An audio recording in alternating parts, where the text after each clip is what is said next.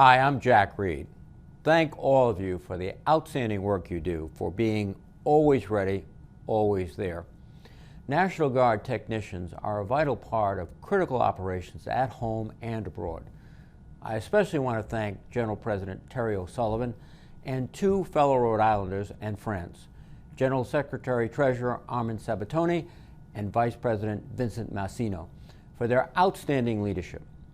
I also want to recognize Vice President and Pacific Southwest Regional Manager Rocco Davis and Leo Gannon, a longtime friend who carries LIUNA's message frequently in Washington.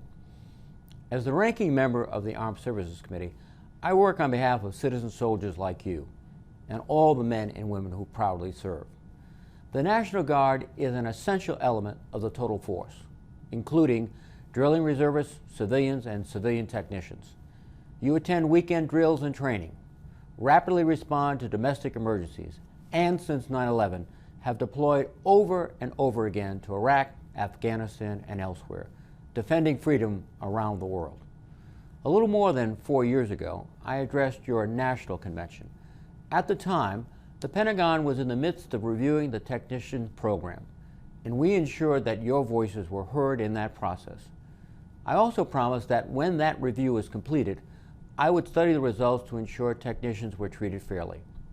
As most of you know, the Center for Naval Analysis Review recommended that 20% of the technician workforce be converted to Title V civilian status, effectively decoupling the dual status requirement for those technicians whose primary occupations were administrative in nature.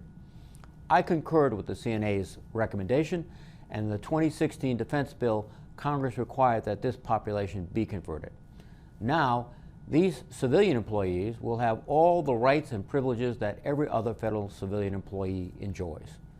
That process continues apace, admittedly not without its bumps in the road, but change is never easy.